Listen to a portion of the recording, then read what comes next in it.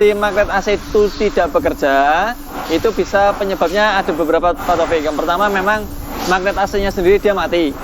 Atau yang kedua pemicunya nggak ada. Nah, pemicunya itu biasanya itu penyebabnya adalah tekanan freon yang kurang.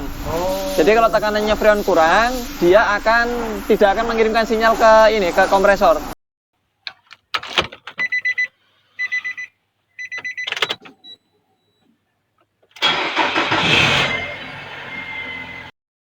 Sobat Otomotif dan AHpedia, sebelum kita lanjutkan video ini, jangan lupa subscribe ya, agar tidak ketinggalan tips, tutorial, dan konsultasi tanya jawab terbaru dari AHpedia. Assalamualaikum Mas Ardi. Waalaikumsalam warahmatullahi wabarakatuh, Pak Taufik dan juga Sobat AHpedia. Bisa dibantu, Pak? Iya, Mas Ardi. Ya. Di YouTube kita udah banyak pertanyaan, Mas. Oh iya, Pak. Kita harus menjawab. Ya, betul. Atau mereka butuh juga ya? Ya, betul. Kita, ya itu saudara semua, Pak. Berbagi ilmu lah ya. Berbagi ilmu. Baik. Mas Ardi, ini Ya. pertanyaan pertama. Oke. Di Vina, Ya. bunyi kletek padahal mobil standby. Mobilnya standby, mesin nyala. Kira-kira apa ini, Bos? Oke. Jadi gini, Pak, ketika kita membahas bunyi-bunyi ini, memang dia bukan sesuatu yang mudah ditemukan. Sehingga ketika bertanya bunyi, coba di WhatsApp aja ke nomor kami. Kalau ada video, divideokan. Kemudian kalau ada suara yang tertangkap dengan kamera atau perekam suara, dikirimkan ke kami. Karena gini, ketika bunyi-bunyi ini, karena memang bisa jadi bunyinya dari mesin, atau dari kaki-kaki, atau dari bodi, atau yang selainnya. Jadi sebaiknya untuk yang kasus ini di WhatsApp aja ke nomor kami di 081225503467. Nah, bagus tuh Mas. Jadi saya boleh ngirim video berarti? Bisa. Video lomba 17-an, Pak. Ya, lanjut Pak Taufik. Baik. Pertanyaan kedua Mas. Nah, ini datang dari luar pulau nih Mas. Ya. Salam torang semua bersaudara. Wah, ini Manado ini. Nah, Mas Ardi. Pernah dengar deh. Oh ya. Mau nanya. Dan semoga dijawab katanya. Iya. Gel saya AC-nya tidak dingin. Dan sesudah diperhatikan pada saat menghidupkan AC, Ya. magnet closed-nya tidak berputar. Ya, oke, siap. Saya berasumsi magnet closed-nya ini rusak. Ya. Dan apabila demikian, apakah aman pada mesin sembari mengumpulkan dana untuk perbaikan? Oke. Hingga MC-nya belum diganti. Penggunaan GL-nya sekarang tidak menggunakan AC.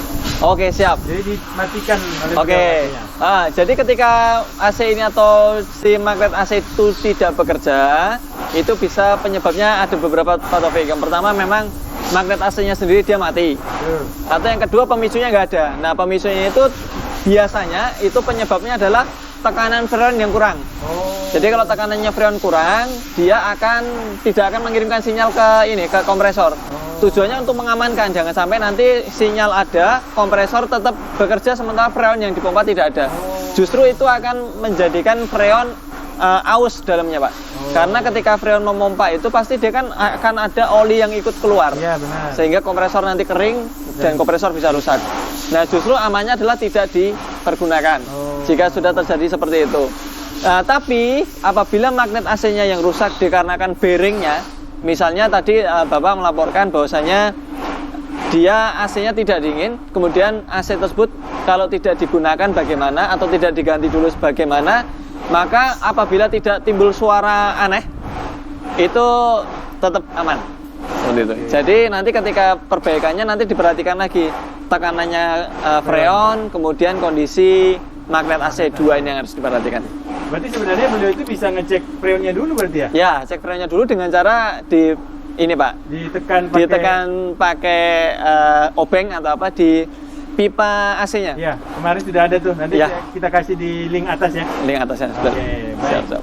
Mas, lanjut lagi. Ya. Cara cek switch pintu itu bisa digunakan untuk mobil apa aja?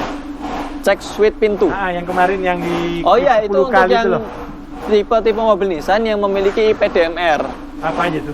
Ya, Grand Livina, Latio, kemudian ada Nissan Evalia. Nah, itu bisa digunakan untuk yang Mars?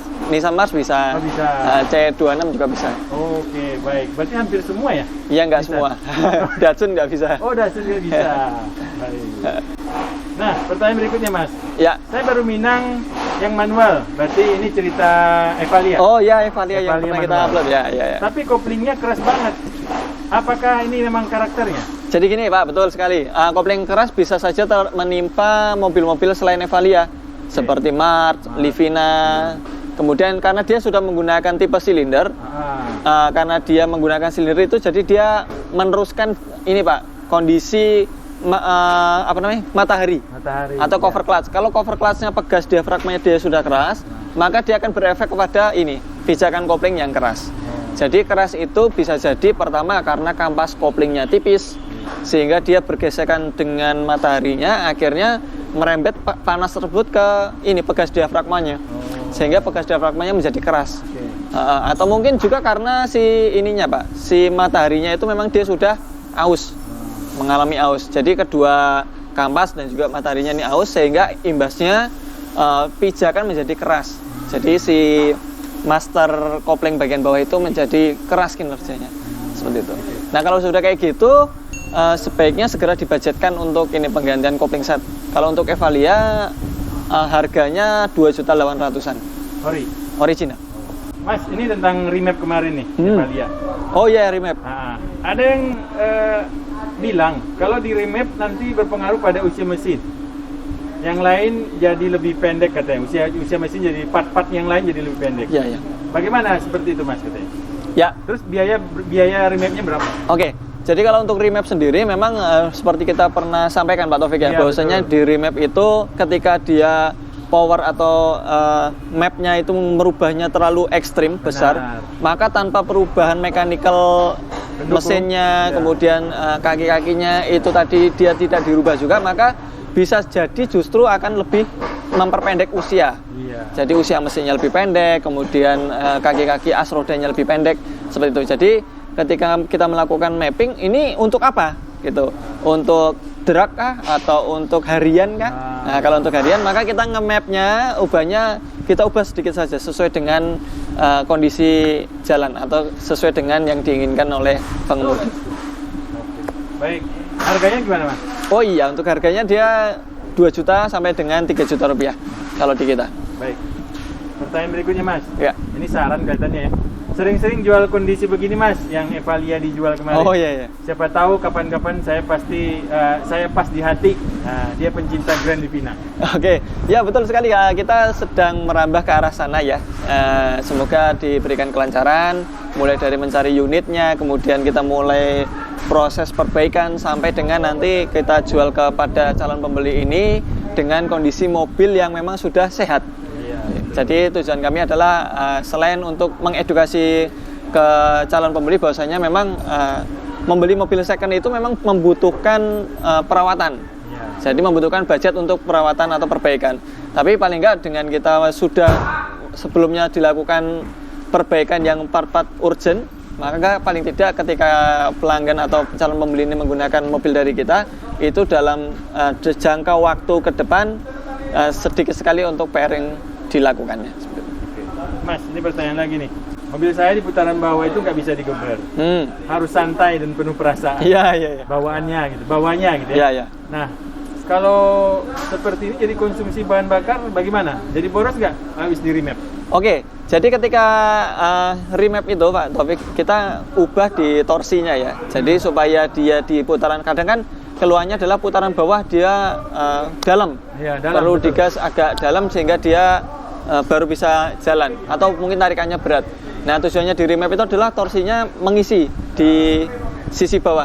Kalau dibilang lebih boros atau tidaknya tergantung yang menggunakan. Ketika menggunakan terbiasa dengan cara lama, menginjak gas terlalu dalam, maka akan efeknya boros.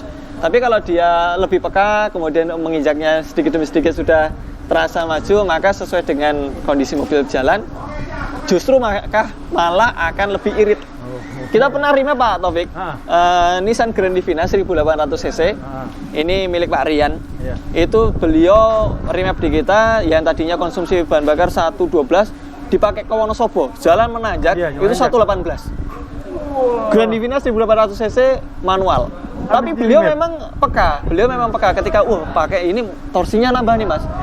Sehingga dia pakai RPM itu nggak nyampe dengan 3000 udah dipindah gigi, nggak nyampe 3000 pindah gigi, sehingga cara mengemudinya pun juga diubah. Dari sebelumnya dia menggunakan itu terasa lebih dalam pijakannya, sehingga setelah di remap itu pijakan gasnya lebih sedikit sehingga lebih irit. Iya. Dia betul bisa ya. dapat 118 padahal 1800 cc. Berarti pengaruh terhadap cara bawa Cara juga ya. pengemudi juga. Ya. Baik, Mas Ardi, Ya. terima kasih pertanyaannya. Siap. Kawan-kawan semua sobat yang mau bertanya tentang mobil pribadi Anda seperti apa, silakan di komentar di YouTube kita, AHpedia. Ya. Mudah-mudahan nanti kita setiap minggu akan memberikan jawaban. Memberikan jawaban. Siap. Baik. Selain jawaban berupa video, kita juga akan menjawab dengan ketikan, Pak. Ketikan ya. Ya. Oke. Baik, tadi Oke. saran baru dari Mas Ardi, kalau ada yang bertanya-tanya tapi agak susah mendeskripsikannya, Di WhatsApp saja. WhatsApp plus videonya ya. Plus videonya. Oke, baik. Makasih Mas Ardi. Oke, Pak. Terima kasih. Assalamualaikum warahmatullahi wabarakatuh. Waalaikumsalam warahmatullahi wabarakatuh.